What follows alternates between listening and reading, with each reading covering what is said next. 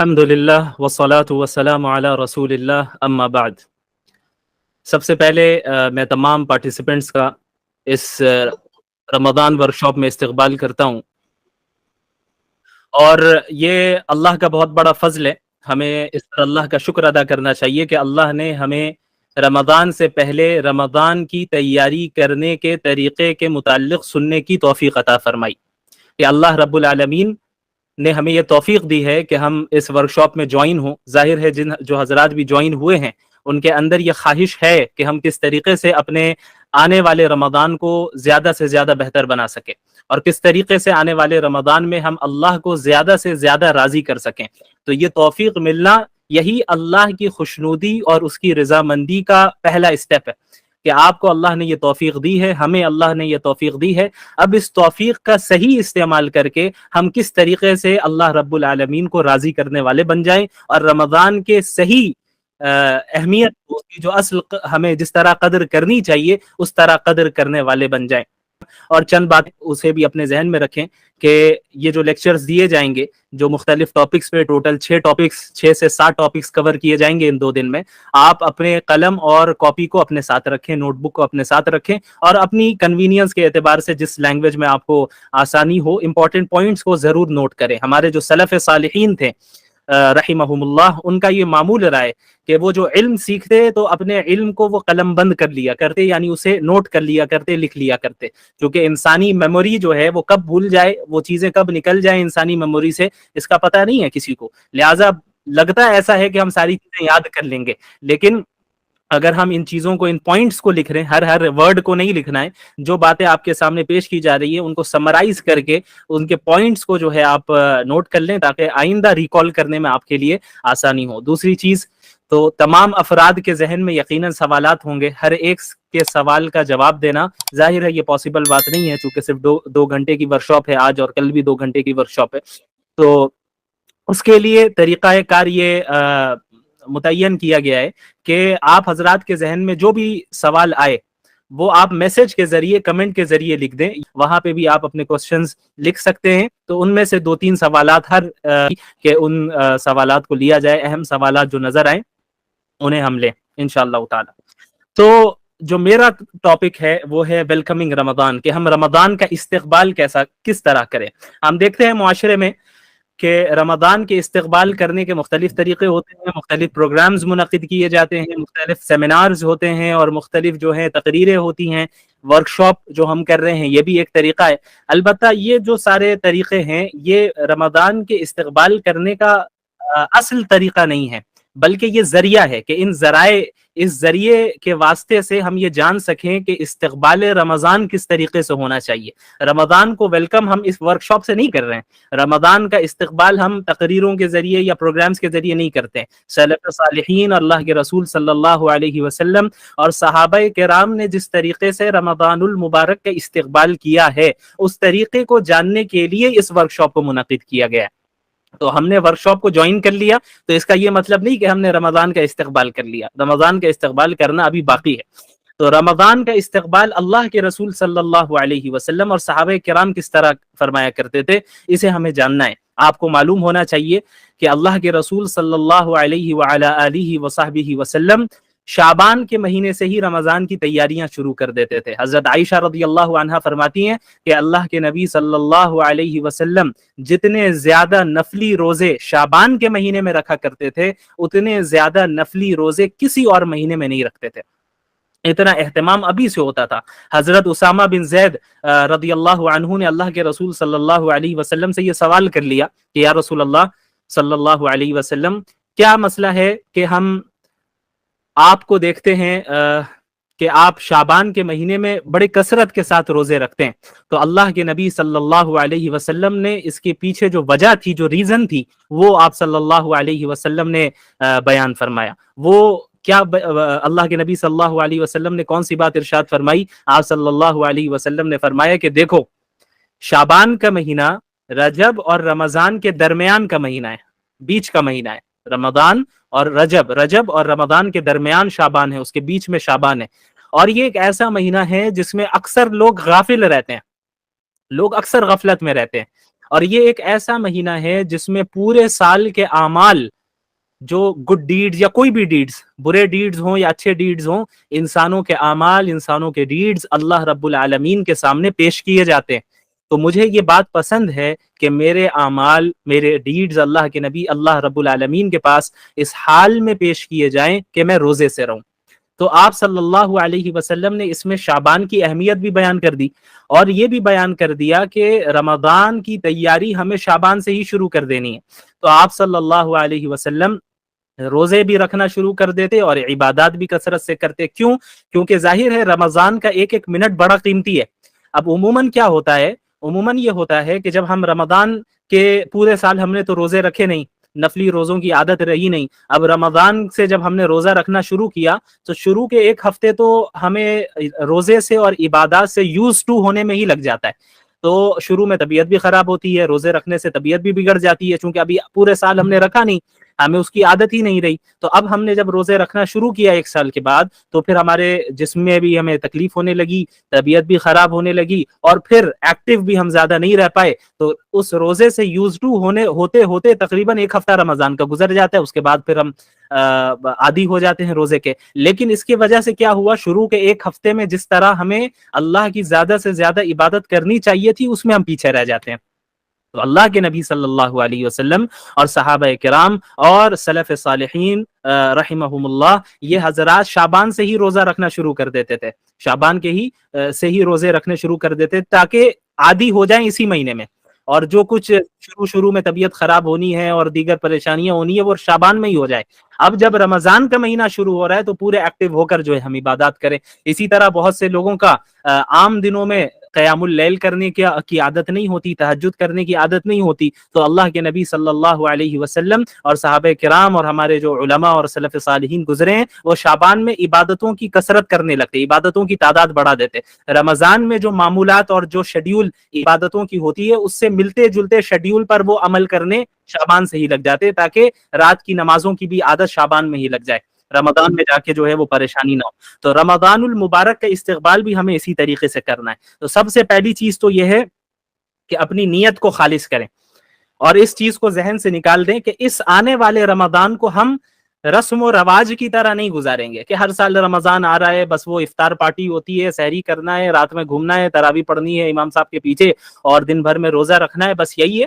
تو ہم نے ایک رسم بنا لیا اس کو کہ بھئی یہاں سب کر رہے ہیں تو ہم بھی کرنا ہے۔ تو اس چیز کو سب سے پہلے کلیئر کریں اپنے ذہن میں کہ ہم رسم کے طور پہ روزہ نہیں رکھتے، ہم اسے عبادت سمجھ کے رکھتے ہیں، اور اس کے پیچھے جو فضائل ہیں اور جو اہمیت ہے اس کو ذہن میں رکھتے ہوئے کرتے ہیں۔ تو سب سے پہلی چیز یہ ہے کہ اپنی نیت کو خالص کرنا، نیت کی اصلاح کرنا کہ ہم رمضان کے روزے کس کے لیے رکھ رہے ہیں، رمضان کی عبادت ہم کس کے لیے کر رہے ہیں، ہم اللہ کو راضی کرنے کے لیے کر رہے ہیں۔ ایک تو یہ ہے کہ بری نیت ہو، لوگوں کو دکھلاوے کے لیے ہم کر رہے ہیں، بھائی روزہ ہم رکھ رہے ہیں تاکہ لوگ دیکھیں، لوگ کہیں کہ ہم روزے دار ہیں، یا روزہ ہم اس لیے رکھ رہے ہیں کہ تاکہ یہ لوگ نہ کہے کہ بھائی دیکھو مسلمان ہے روزہ نہیں رکھتا ہے، نماز تراویح یا قیام اللیل ہم پڑھ رہے ہیں یا عبادتیں کر رہے ہیں اس لیے کر رہے ہیں کہ گھر والے کہیں یا دیکھنے والے کہیں کہ بڑا عابد و زاہد ہے، یا سب کر رہے ہیں اس لیے ہم کر رہے ہیں۔ تو یہ دونوں طریقے صحیح نہیں۔ ایک ہوتا ہے کسی عمل کے پیچھے غلط مقصد ہونا، غلط نیت ہونا، اور ایک ہوتا ہے کہ کسی عمل کے پیچھے کوئی نیت ہی نہیں ہونا۔ یہ دونوں بری چیزیں، نیت کا نہ ہونا، بس چونکہ سب کر رہے ہیں تو ہم بھی کر رہے ہیں، یہ کوئی اچھی نیت نہیں ہے، یہ کوئی اچھا طریقہ نہیں ہے کہ بس آپ نے لوگوں کو دیکھ کر جو ہے فالو کرنا شروع کر دیا، اور اس کی جو اہمیت ہے اس کو اپنے ذہن میں مستحضر نہیں کیا، اس کو اپنے ذہن میں پریزنٹ نہیں رکھا، اور بری نیت ہو تو یہ بھی بڑی خطرناک چیز ہے۔ تو ہماری نیت کیا ہونی چاہیے؟ ہماری نیت یہ ہونی چاہیے کہ ہم رمضان میں تمام عبادتوں کو، چاہے وہ روزہ ہو یا رات کی نماز ہو یا اس کے علاوہ غریبوں کے درمیان صدقہ و خیرات کرنا ہو، افطار کرانا ہو یا سحری کرنا ہو یا نمازوں کا اہتمام ہو، صدقات کا اہتمام ہو، ذکر و اذکار کا اہتمام ہو، یہ سب ہم صرف اللہ کو راضی کرنے کے لیے کر رہے ہیں، اور اس لیے کر رہے ہیں کہ اللہ سے تقرب حاصل ہو جائے۔ رمضان کا جو مہینہ ہوتا ہے یہ ایک ٹریننگ، تربیتی کورس ہوتا ہے، ایک مہینے کے کورس سے اللہ رب العالمین ہمیں گزارتے ہیں کہ پورے 11 مہینے جو ہے ایک بندہ دنیا کے پیچھے بھاگتا رہتا ہے، اور کبھی اکثر ایسا ہو جاتا ہے کہ دنیا غالب آ جاتی ہے، اللہ کو بھول جاتا ہے۔ دنیا غالب آ جاتی ہے، اللہ کو وہ بھول جاتا ہے۔ تو رمضان کے مہینے میں ٹریننگ ہو رہی ہوتی ہے کہ بھئی اب آ جائیں، جہاں جہاں بھٹکے ہوئے جو ہیں، اللہ آواز لگا رہا ہے کہ سب آ جائیں، آئیں اور اپنی اصلاح کر لیں، آئیں اور ہمارے قریب آئیں۔ اب آپ دیکھیں اللہ کے نبی صلی اللہ علیہ وسلم نے رمضان کے متعلق کیا فرمایا؟ اللہ کے نبی صلی اللہ علیہ وسلم نے فرمایا کہ جب رمضان کا مہینہ شروع ہوتا ہے تو فتحت ابواب الجنہ واغلقت ابواب النار، کہ جنت کے دروازے کھول دیے جاتے ہیں اور جہنم کے دروازے بند کر دیے جاتے ہیں۔ کیوں بھائی ایسا کیوں کیا جاتا ہے؟ اس کا کیا تعلق ہے؟ ابھی تو ہمیں جنت میں اٹھ کے جانا نہیں ہے، ایسا تو نہیں عید کے دن ہی جنت چلے جائیں یا عید کے دن ہی جہنم چلے جائیں، ایسا تو نہیں ہوتا ہے۔ کیوں ایسا پھر اللہ تعالیٰ فرماتے ہیں ایسا اس لیے کرتے ہیں چونکہ یہ رمضان کا پروٹوکول ہے، یہ رمضان کا پروٹوکول ہے کہ رمضان کی ابتدا ہوگی، جنت کے دروازے سارے دروازے کھول دیے جائیں گے اور جہنم کے سارے دروازے بند کر دیے جائیں گے۔ یہ انڈیکیشن ہے، انڈیکیٹ کرتے ہیں اللہ رب العالمین اس چیز کی طرف کہ اب میری رحمت کا دروازہ پہلے سے زیادہ کھل چکا ہے۔ تو جتنے بھٹکے ہوئے ہو تم، جتنے بڑے گناہ تم نے اپنے پاس میں کر رکھے ہو، آؤ اب رجوع کر لو، آؤ اور اب توبہ کر لو، آؤ اور اپنی اصلاح کر لو، میں تمہاری مغفرت فرماؤں گا۔ اسی لیے اللہ کے نبی صلی اللہ علیہ وسلم کی حدیث میں، حدیث قدسی ہے، جس میں اللہ رب العالمین نے کیا فرمایا ہے کہ لو بلغت ذنوبک عنان السماء، تمہارے گناہ آسمانوں تک کیوں نہ پہنچ جائے۔ یہ شیطان کے بہکانے کا طریقہ ہے، شیطان کا ایک بہت بڑا ٹریپ ہے یہ، اس کو ذہن میں رکھیں کہ وہ انسان کے ذہن میں بات ڈالتا ہے کہ بھئی تم تو پورے سال گناہ کرتے آئے، تم نے جو اپنے پاسٹ میں فلاں گناہ کیا ہے، تم نے جو ہے غلط تعلقات رکھے، تم نے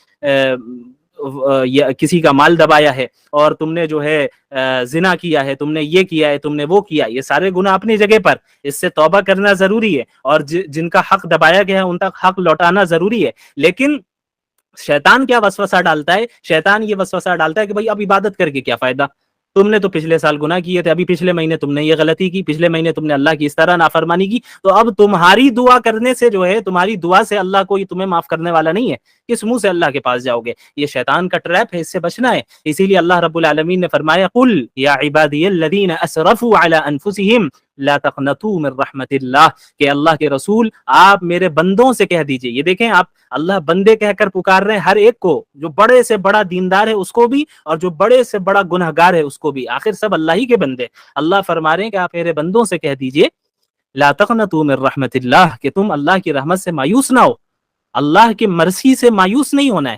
کیوں؟ کیونکہ مایوسی تو یہ کفار کا طریقہ ہے، مایوسی یہ مسلمانوں کا طریقہ نہیں ہے۔ لا تقنطوا من رحمت اللہ ان اللہ یغفر الذنوب جمیعا، اللہ رب العالمین تمام گناہوں کو معاف کر دیتا ہے۔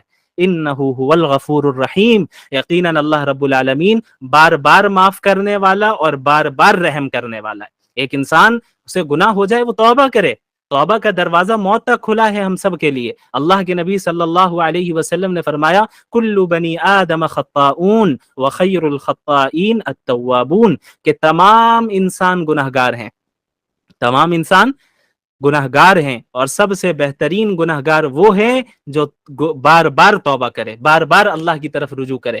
تو جب ہم توبہ کر رہے ہوں تب تو پکا عزم ہونا چاہیے کہ آئندہ کبھی نہیں کرنا ہے، کبھی نہیں کرنا ہے۔ لیکن نفس اگر کبھی ان فیوچر غالب آ جائے یا شیطان کے وسوسے سے انسان مغلوب ہو جائے تو اور گناہ کر بیٹھے، تو اس کا یہ مطلب نہیں کہ اب چونکہ توبہ ٹوٹ گئی ہے اب کوئی ریٹرن ہونے کا دروازہ نہیں، ایسا نہیں ہے، پھر آپ اسی پکے عزم کے ساتھ توبہ کریں۔ تو رمضان کے مہینے کا استقبال ہمیں توبہ کے ذریعے کرنا ہے، اپنی نیت کی درستگی کے ذریعے کرنا ہے، اس میں اخلاص پیدا کر کے کرنا ہے کہ ہم جو کام کرنے کے لیے جا رہے ہیں وہ اللہ رب العالمین کے لیے ہی کرنے جا رہے ہیں۔ اور اسی طرح اللہ کے نبی صلی اللہ علیہ وسلم نے رمضان میں جو ہے روزوں کی جو اہمیت ہے اسے بھی بیان کیا۔ روزہ کیوں رکھتے ہیں؟ قرآن کریم میں اللہ نے کیا فرمایا ہے؟ یا ایھا الذین آمنوا کتب علیکم الصیام کما کتب علی الذین من قبلکم لعلکم تتقون، کہ اے ایمان والو تم پر روزے اس لیے فرض کیے گئے ہیں جیسے تم سے پہلے کے لوگوں پر فرض کیے گئے تھے، اور اس لیے فرض کیے گئے ہیں تاکہ تم متقی ہو جاؤ، تقوی والے ہو جاؤ۔ تو روزے کا مقصد باڈی فٹنس نہیں ہے، روزے کا مقصد کیا ہے؟ تقوی حاصل کرنا ہے۔ بعض لوگ سائنٹیفک بینیفٹس کو روزے کا مقصد قرار دیتے ہیں، یہ غلط بات ہے۔ ابھی آپ جو ہے وہ ڈائٹری اینڈ سلیپنگ ہیبٹس کے اوپر بھی جو ڈاکٹر صاحبہ آئیں گی وہ گفتگو کریں گی، تو سائنٹیفک بینیفٹ بھی ہو سکتا ہے بعض بتائیں، تو اسے بھی اچھے سے سننا ہے۔ لیکن یہ یاد رکھنا ہے کہ وہ سائنٹیفک اور میڈیکل بینیفٹس روزے کا مقصد نہیں ہے، وہ روزے کے فائدے ہیں، سیکنڈری درجے کی چیزیں ہیں وہ. اصل مقصد کیا ہے روزے کا؟ عبادات کا اصل مقصد کیا ہے؟ اللہ کو راضی کرنا اور تقوی حاصل کرنا. تقوی کہتے کسے ہیں؟ حضرت عمر بن خطاب رضی اللہ عنہ نے ایک مرتبہ حضرت عبداللہ بن مسعود رضی اللہ عنہ سے سوال کیا کہ بتائیں آپ کے تقوی کسے کہتے ہیں؟ تو حضرت عبداللہ بن مسعود رضی اللہ عنہ نے فرمایا کہ اے امیر المومنین، کیا آپ نے کبھی ایسے راستے سے گزرے ہیں کہ چاروں طرف یا دونوں طرف سے دھاردار جو ہے درخت یا جو ہے وہ پیڑ پودے ہوں کانٹے والے، جس میں چاروں طرف سے کانٹے لگے ہوں اور بیچ میں راستہ بالکل پتلا ہو؟ تو حضرت عمر بن خطاب رضی اللہ عنہ نے فرمایا کہ ہاں، ایسے راستے سے ایک مرتبہ گزرنا ہوا ہے. تو عبداللہ بن مسعود رضی اللہ عنہ نے حضرت عمر بن خطاب رضی اللہ عنہ سے فرمایا کہ تو بتائیں آپ پھر اس راستے سے کیسے گزرے تھے؟ تو حضرت عمر رضی اللہ عنہ نے فرمایا کہ میں نے اپنے ہاتھ کو اور اپنے کپڑوں کو، اپنے دامن کو، اپنے آستین کو سمیٹ لیا اور بالکل سیدھے راستے سے آگے نکل گیا. حضرت عبداللہ بن مسعود نے فرمایا کہ بس یہی تقوی ہے کہ آپ کے معاشرے میں آپ جہاں رہ رہے ہیں چاروں طرف سے گناہ کے کانٹے اور فتنوں کے کانٹے موجود ہیں. آپ اپنی دنیا کو سمیٹ لیں، اپنے آپ کو سمیٹ لیں ان فتنوں سے، نہ اپنی آستین کو پھنسائیں، نہ اپنے دامن کو پھنسائیں، نہ اپنے ہاتھ کو، نہ اپنے جسم کے کسی حصے کو پھنسائیں. اپنے آپ کو سمیٹ کر بس صراط مستقیم پر سیدھا چلتے چلے جائیں. یہی تقوی ہے، یعنی اللہ کا لحاظ رکھنا، اللہ کا لحاظ رکھنا، گناہوں سے اپنے آپ کو دور رکھنا، یہ جو ہے تقوی ہے. اور روزے کا مقصد ہی یہ ہے. روزے میں کیا ہوتا ہے؟ ایک انسان حلال چیزوں سے بھی رکتا ہے اللہ کے حکم سے. اب آپ بتائیے، ایک گلاس پانی جو آپ پیتے ہیں، ابھی افطار کے لیے دسترخوان آپ نے بچھا دیا، فروٹس لگا دیے، پکوڑے لگا دیے اور سموسے آپ نے لگا لیے، پانی اور روح افزا اور ساری چیزیں رکھ لی آپ نے اپنے ساتھ. پانی موجود ہے، اس ایک گلاس ہے جس میں وہ پانی ہے جسے آپ کو پینا ہے، لیکن ابھی مغرب کا وقت نہیں ہوا ہے، تو ابھی آپ کے لیے وہی پانی پینا جائز نہیں ہے، حرام ہے. لیکن جیسے ہی مغرب کا وقت ہوگا تو وہی پانی پینا، وہی پانی جو اسی گلاس میں رکھا ہے وہی آپ کے لیے جائز ہو جائے گا، بلکہ ضروری ہو جائے گا، کیونکہ آپ کو روزہ بھی ٹائم پہ کھولنا ہے. تو یہ آخر کیا مسئلہ ہے؟ پانی تو وہی ہے، کوئی الگ پانی تو نہیں ہے. وہ پانی جو ابھی 1 منٹ پہلے جس کو پینا جائز نہیں تھا، اب 1 منٹ کے بعد اس کو پینا جائز ہو گیا، بلکہ ضروری ہو گیا. یہ آخر کیا مسئلہ ہے؟ ایسا کیوں ہوا؟ یہ اللہ کے حکم کی وجہ سے ہوا. کہ اصل اللہ کا حکم ہے، اللہ کا حکم جہاں کہے گا، اللہ نے جہاں کہہ دیا یہاں رک جاؤ، بس ہمیں رک جانا ہے. اللہ نے جہاں کہہ دیا بس آگے بڑھو، ہمیں آگے بڑھنا ہے. یہ ہے ایک متقی مومنین کی صفت، متقی کی صفت اور مومن کی صفت، کہ اللہ کے حکم کے سامنے ہر چیز کو سرنڈر کر دینا ہے، اپنی چیز کو، اپنی خواہشات کو پیچھے ڈال دینا ہے. تو رمضان میں تربیتی کورس ہے، یہ ٹریننگ ہوتی ہے پورے سال کے لیے. کیا ٹریننگ ہوتی ہے؟ کہ جس طریقے سے رمضان کے مہینے میں آپ اللہ کے حکم سے حلال چیزوں سے رک رہے ہیں ٹیمپرری طور پہ، صبح صادق سے لے کر غروب وقت تک آپ کھانے پینے سے اور سیکشول ریلیشن سے آپ اپنے آپ کو دور رکھ رہے ہیں، رکھنا ہے، ضروری ہے، فرض ہے، ورنہ آپ گنہگار ہوں گے. اللہ کے حکم سے جو ہے آپ نے حلال چیزوں کو وقتی طور پہ آپ اپنے آپ کو آپ نے دور کر لیا. تو یاد رکھیے، پورے سال رمضان کے علاوہ باقی 11 مہینوں میں بھی وہ چیزیں جو اللہ نے آپ پر پرماننٹلی حرام کی ہیں، اللہ کے حکم کے پیش نظر اس سے بھی دور رہنا ہے. یہ ہے ٹریننگ، رمضان کا اصل مقصد یہ ہے. لیکن ہمارے یہاں رمضان کو بس ایک کھیل کود اور ایک جو ہے بس کھانے پینے کا مہینہ بنا دیا گیا ہے. ہمارے یہاں بس جو ہے خواہ خواہ کے نعروں اور جو ہے خواہ خواہ کے پروگرامز اور افطار پارٹی اور سحری پارٹی، ہم بس اسی میں رہتے ہیں. یہ جو ہے یہ جو ہمارے ذہن میں وسوسے آتے ہیں، یہ شیطانی وسوسے جو رمضان سے پہلے اور زیادہ آتے ہیں، چونکہ شیطان کو پتہ ہے کہ ابھی رمضان آئے گا، مجھے قید کر لیا جائے گا. اللہ کے نبی صلی اللہ علیہ وسلم نے فرمایا کہ وصفدت الشیاطین، کہ شیاطین کو رمضان کے مہینے میں قید کر دیا جاتا ہے. جو سرکش شیاطین ہوتے ہیں، جن کا کام ہوتا ہے لوگوں کو ایمان سے اور اسلام سے دور کرنا، انہیں قید کر دیا جاتا ہے. تو شیطان بھی رمضان سے پہلے بندوں کی، اپنے چیلوں کی اور اپنے ایجنٹس کی ٹریننگ کر کے جاتا ہے کہ میں تو جا رہا ہوں، تمہیں اپنا باقی کام کرنا ہے 1 مہینے کے لیے، تمہارے حوالے. تو ہمیں یہ دیکھنا ہے کہ ہم شیطان کے ایجنٹ بنیں گے یا اللہ رب العالمین کے بندے بنیں گے. ہم شیاطین کے بندے ہیں یا اللہ کے بندے؟ اللہ کے نبی صلی اللہ علیہ وسلم نے فرمایا لا یؤمن احدکم حتی یکون ہواہ تبعا لما جئت بہ، تم میں سے کوئی اس وقت تک مومن، کامل مومن، ایک اعلیٰ درجے والا مومن ہو ہی نہیں سکتا جب تک کہ وہ اپنی میری لائی ہوئی شریعت کے تابع نہ ہو جائے، اس کی خواہشات میری لائی ہوئی شریعت کے تابع نہ ہو جائے. کیا مطلب؟ کہ ایک اللہ کے نبی صلی اللہ علیہ وسلم نے فرمایا کہ ایک انسان اس وقت تک اعلیٰ درجے کا مومن ہو نہیں سکتا جب تک کہ اس کے ڈیزائرز کتاب و سنت کے موافق اور اس کے مطابق نہ ہو جائے.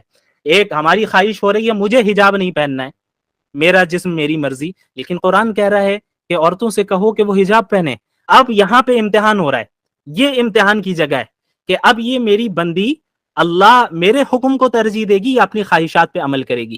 رسول اللہ بیان کر کے چلے گئے صلی اللہ علیہ وسلم کہ مومن تو اس وقت ہو گئے جب اپنے ان ڈیزائرز کو، جو ڈیزائرز اللہ کے احکامات سے اور اللہ کے آرڈر سے ٹکراتے ہوں، ان ڈیزائرز کو چھوڑ کر اللہ کے حکم کو تم ترجیح دو اور اسے ایکسپٹ کرو. یہاں امتحان ہے. اللہ نے فرما دیا کہ بھئی میرے مومن بندوں سے کہو کہ وہ نمازوں کی پابندی کرے، وہ عورتوں کے حقوق ادا کرے. مردوں سے کہو عورتوں کے حقوق ادا کرے. مردوں سے کہو کہ میری اطاعت کرے، گناہوں میں ملوث نہ ہو. اور تمام بندے بندیوں سے کہو کہ اپنے نظروں کی حفاظت کرے، اپنے آپ کو گناہوں سے رکھے، گناہوں سے دور رکھیں اور ہماری اطاعت کرے. اور اب میری کوئی ایسی خواہش ہو رہی ہے، پرسنل ایسی ڈیزائر ہے، ایسا یا ایسی کوئی خواہش ہے جو اللہ کی شریعت سے ٹکرا رہی ہے، تو ایک مومن اپنے ڈیزائر کو اور اپنی خواہشات کو ایسے موقع پر ردی کی ٹوکری میں ڈالتا ہے. وہ اللہ کی اطاعت کرتا ہے، رسول اللہ کی اطاعت کرتا ہے. کیوں؟ کیونکہ وہ جانتا ہے کہ یہ دنیا اصل دنیا نہیں ہے، یا چند دن کی زندگی ہے. 40 سال، 50 سال، 60 سال، 70 سال، 100 سال. اور وہ تو آج کل 20 سال کے نوجوان جو ہے ہارٹ اٹیک سے گر کے مر جا رہے ہیں، پتہ بھی نہیں چل رہا ہے کون کب اچانک کس کی موت ہو جا رہی ہے، کسی کو نہیں پتا ہے. تو ایک ایسی زندگی جس میں ہمیں موت کا ہی نہیں پتا کہ ہم جو ہے کب موت آ جائے اور کتنے زندہ رہیں گے. اور ہم یہ جانتے ہیں کہ آخرت کی جو زندگی ہے وہ ہمیشہ ہمیش کی زندگی ہے، اور دنیا کا کوئی مقابلہ ہی نہیں ہے آخرت کے ساتھ. یعنی کوئی کمپیئر آپ کر ہی نہیں سکتے، کوئی کمپیریزن نہیں ہے.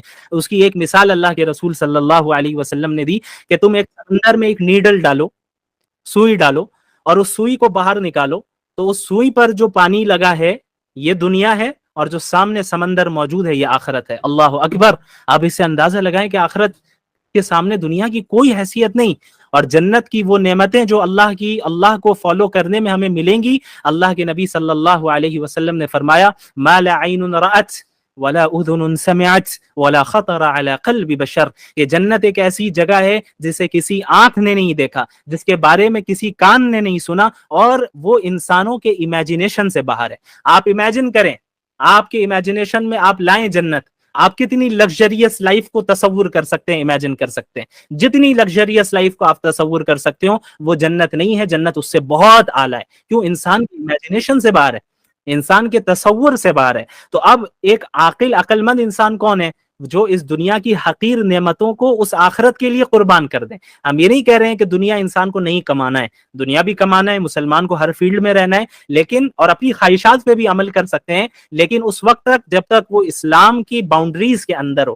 ایسی خواہش، ایسی دنیا کمانا جو اسلام کی باؤنڈریز سے باہر نکل جائے اور ہمیں لے جائے، یہ جائز نہیں ہے. اس سے اپنے آپ کو دور رکھنا ہے. تو روزے کا مقصد ہی یہ ہے، روزے کا مقصد ہی یہ ہے کہ ہمارے اندر تقوی پیدا کرے اور ہمارے اندر اپنے اندر اللہ کا لحاظ اور اللہ کا ڈر پیدا کرے. جس طرح اس رمضان میں اللہ کے احکامات کے پیش نظر تم بہت سی چیزوں کو چھوڑتے ہو، اسی طرح پورے سال تمہیں اللہ کے منع کردہ چیزوں سے، اللہ کی منع کردہ چیزوں سے، پروہیبٹڈ چیزوں سے اپنے آپ کو دور رکھنا ہے. اسی لیے روزہ بھی جو ہے فرض کیا گیا. اور اللہ کے نبی صلی اللہ علیہ وسلم نے فرمایا من صام رمضان ایمانا واحتسابا غفر له ما تقدم من ذنبه، کہ جو شخص ایمان کے ساتھ اور اللہ سے اجر کی امید رکھتے ہوئے رمضان کے روزے رکھے گا، اس کے پچھلے تمام گناہوں کو اللہ رب العالمین معاف کر دے گا. اس میں ظاہر ہے گناہ صغیرہ اور گناہ کبیرہ کے لیے توبہ چونکہ ضروری ہے، انسان توبہ بھی رمضان میں کرتا ہی ہے، تو اس طریقے سے رمضان گزرے گا اور اس کے پورے گناہ معاف ہو چکے ہوں گے. تو یہ کتنی بڑی فضیلت ہے. اسی طرح رمضان میں رات کی نمازیں ہوتی ہیں جسے ہمارے معاشرے میں تراویح کہتے ہیں، اس کا اہتمام بہت ضروری ہے. اللہ کے نبی صلی اللہ علیہ وسلم کی یہ سنت ہے، سنت مؤکدہ ہے، اور سنت مؤکدہ کو بلا وجہ چھوڑ دینا یہ اچھی بات نہیں ہے، یہ درست نہیں ہے، اللہ کی پکڑ ہو سکتی ہے. اور یاد رکھیے جس طریقے سے مردوں کے لیے سنت مؤکدہ ہے اسی طریقے سے عورتوں کے لیے بھی سنت مؤکدہ ہے. ہمارے معاشرے میں کیا ہوتا ہے، عموماً عورتیں پڑھتی ہی نہیں ہیں اس نماز کو کہ بھئی ہمارا تو انتظام نہیں ہے. کہیں انتظام ہو نہ ہو آپ کو گھر میں پڑھنا ہے، آپ گھر میں پڑھیں، اکیلے پڑھنا ہو اکیلے پڑھیں. آپ کو صرف آخر کی 2 صورتیں یاد ہوں اسی کو دوہرا دوہرا کے پڑھیں، لیکن رات کی نمازوں کی جو ہے بڑی اہمیت ہے رمضان میں۔ اللہ کے رسول صلی اللہ علیہ وسلم نے فرمایا من قام رمضان ایمانا واحتسابا غفر له ما تقدم من ذنبه، کہ جو شخص رمضان میں قیام کرے گا، نمازیں پڑھے گا رات میں، اللہ کے سامنے کھڑا ہوگا، یا دوسرے الفاظ میں کہہ لیں جسے ہم تراویح کہتے ہیں، تراویح پڑھے گا اور ایمان کے ساتھ پڑھے گا اور اجر کی امید رکھتے ہوئے پڑھے گا، تو اللہ رب العالمین اس کے تمام گناہوں کو معاف کر دے گا۔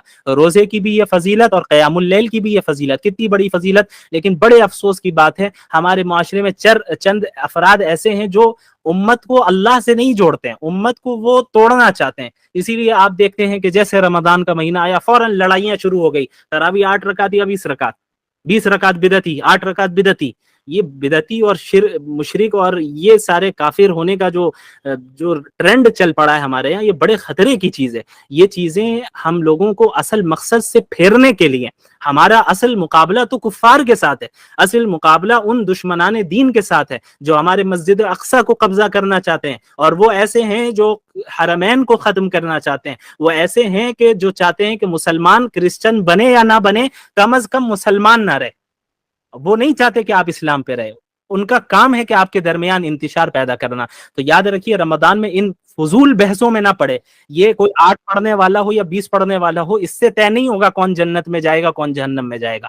جنت اور جہنم کا مدار صحیح عقیدے اور اعمال صالحہ پر ہے، صحیح عقائد اور اعمال صالحہ پہ۔ باقی جو سب ایشوز ہوتے ہیں، اسلام کے جو فروعی مسائل ہوتے ہیں، سب ایشوز ہوتے ہیں، اس میں علماء کے درمیان اختلاف ہوتے ہیں، اس میں اختلاف کی گنجائش رکھنی چاہیے۔ اس کا سب سے اچھا حل یہ ہے کہ اگر آپ 8 ایسے اسکول آف تھاٹ سے تعلق رکھتے ہیں جس میں تراویح کی نماز 8 ہی رکعتیں اور تراویح تہجد ایک ہی کو مانتے ہیں، ٹھیک ہے آپ اس پہ عمل کریں۔ اگر آپ اس پہ عمل کر رہے ہیں تو کوئی کافر اور مشرک نہیں ہو جائے گا، یہ آپ کے طریقہ استدلال ہے، آپ کے پاس اپنی کوئی دلیل ہوگی۔ لیکن جو 20 پڑھ رہے ہیں ان کو آپ پریشان کرنے لگ جائیں تو یہ طریقہ غلط ہے۔ اسی طرح اگر آپ کوئی ایسے اسکول آف تھاٹ سے تعلق رکھتے ہیں جس کے نزدیک 20 رکعت پڑھنا تراویح یہ مشروع ہے، یہ مسنون طریقہ ہے، اور پھر تہجد کی نماز الگ ہے، تو ٹھیک ہے آپ اس پہ عمل کریں۔ آپ کے پاس یقیناً آپ کی اپنی دلیل ہے، اور کتاب و سنت سے اور سلف صالحین سے ہی آپ کی دلیل ہے، آپ اس پہ عمل کریں۔ لیکن جو 8 کا قائل ہے اب انہیں مشرک اور بدعتی قرار دینے لگ جائیں تو پھر یہ طریقہ بھی صحیح نہیں ہے، چونکہ یہ مسئلہ بھی کیا ہے، ایک فرعی مسئلہ ہے، میجر ایشو نہیں ہے اسلام کا، یہ مائنر ایشو ہے، سب ایشو ہے، فروعی مسائل جسے ہم کہتے ہیں۔ تو فروعی مسائل میں اور سب ایشوز میں جہاں اختلاف اور ڈیفرنٹ اوپینینز کی گنجائش ہے وہاں رہنے دیں۔ آپ یہ لڑائیوں میں اگر الجھیں گے تو آپ اپنے رمضان کو برباد کر کے رکھ دیں گے، وقت ہاتھ سے نکل جائے گا۔ کئی سلف صالحین نے اس کی وضاحت کی ہے کہ اگر کسی مردے کو ابھی زندہ کر دیا جائے، سلف صالحین کا قول ہے، حدیث نہیں ہے، یہ یاد رکھیے گا، سلف صالحین میں سے کسی عالم دین کا قول ہے، ان کا نام اس وقت میرے ذہن میں نہیں آ رہا ہے، بڑے مشہور عالم ہے، جنہوں نے کہا کہ اگر کسی مردے کو زندہ کر دیا جائے اور اس سے پوچھا جائے کہ تمہاری تمنا کیا ہے، تو وہ رمضان کے 1 دن کی تمنا کرے گا۔ اللہ اکبر! یہ اتنا بڑا مقام ہے رمضان کا، اور ابھی ہم مرے نہیں، ابھی ہم زندہ ہیں، تو یہ اللہ کا ہم پر کتنا بڑا فضل ہے کہ اللہ جو ہے ہمیں رمضان کی توفیق دے رہا ہے۔ سلف صالحین کا یہ معمول رہتا کہ رمضان کے آنے سے 6 مہینے پہلے سے ہی اللہ سے دعا کرتے اللہم بلغنا رمضان، یا اللہ ہمیں رمضان پہنچا دے اور عافیت کے ساتھ، صحت کے ساتھ، ایمان کے ساتھ پہنچا دے، یہ دعا کرتے 6 مہینے پہلے سے۔ اور ابھی رمضان ختم ہوتا تو ختم ہونے کے 6 مہینے بعد تک اللہ سے دعا کرتے کہ یا اللہ پچھلے رمضان میں جو عبادتیں کی ہیں اسے آپ قبول فرما لیں۔ یہ طریقہ ہمارے سلف صالحین کا رہا، ہمارے علماء کا رہا، اکابر علماء امت کا رہا، یہ طریقہ صحابہ کرام کا رہا، یہ طریقہ اللہ کے رسول صلی اللہ علیہ وسلم کا رہا۔ تو یہ حضرات رمضان کا استقبال اس طریقے سے کیا کرتے تھے، تو ہمیں بھی اسی طریقے سے رمضان کا استقبال کرنا ہے۔ تو سیام بھی ہے، روزہ بھی ہے، قیام بھی ہے، اس کی بھی بھرپور کوشش کرنی ہے، اور اس کے علاوہ اپنے کھانے پینے کے نظام کو بھی درست کرنا ہے۔ ابھی ڈائٹ وہ آپ جو ڈاکٹر آئیں گی وہ آپ کو بتائیں گی کہ کس طرح کرنا ہے، لیکن اس چیز کو ذہن میں رکھیں کہ کھانے پینے کا مہینہ نہیں ہے یہ مہینہ شہر الصبر ہے، صبر کا مہینہ ہے، جہاں پہ ہم اپنے ڈیزائرز کو دباتے ہیں اور اللہ کے پیچھے، اللہ کے دین کے پیچھے لگ جاتے ہیں۔ پیچھے لگنے کا مطلب اللہ کے دین کو فالو کرتے ہیں اور اللہ کے احکامات کو زیادہ سے زیادہ فالو کرنے کی کوشش کرتے ہیں، نوافل کی کثرت کرتے ہیں، اذکار کی کثرت کرتے ہیں۔ اور رمضان میں یاد رکھیے صرف روزہ اور تراویح یہی 2 عمل نہیں ہے، اس کے علاوہ بھی بہت سے کام ہیں جو آپ کو اور ہمیں رمضان میں کرنا ہے۔ مثلا لوگوں کی مدد کرنا، صدقہ و خیرات دینا، صرف زکوٰۃ دینا نہیں، صدقہ عام نفلی صدقات، اللہ کے رسول صلی اللہ علیہ وسلم کے بارے میں صحابہ نے فرمایا کہ وہ رمضان میں اتنے زیادہ سخی ہو جاتے تھے، عام دنوں کے مقابلے میں اللہ کے نبی صلی اللہ علیہ وسلم رمضان میں بہت زیادہ سخی ہوتے، اتنے سخی ہوتے جیسے ایک تیز ہوا کی طرح سخی ہو جاتے۔ تیز ہوا چلتی ہے تو کیا ہوتا ہے، راستے میں جتنے لوگ موجود ہیں سب کو ہوا لگتی ہے نا، ایسا تو نہیں کہ کسی کو ہوا لگ رہی ہے اور کسی کو نہیں۔ تو اللہ کے نبی صلی اللہ علیہ وسلم کی سخاوت اسی تیز ہوا کی طرح رمضان میں ہو جاتی کہ جو سامنے آ رہا ہے ہر ایک کے ساتھ سخاوت کا معاملہ کر رہے ہیں، جتنی استطاعت ہے، جتنی مدد کر سکتے ہیں کرتے ہیں۔ کبھی کوانٹٹی کو کے اوپر فوکس نہ کیجیے، آپ کی استطاعت 1 روپے دینے کی ہے وہ دیجیے۔ سخاوت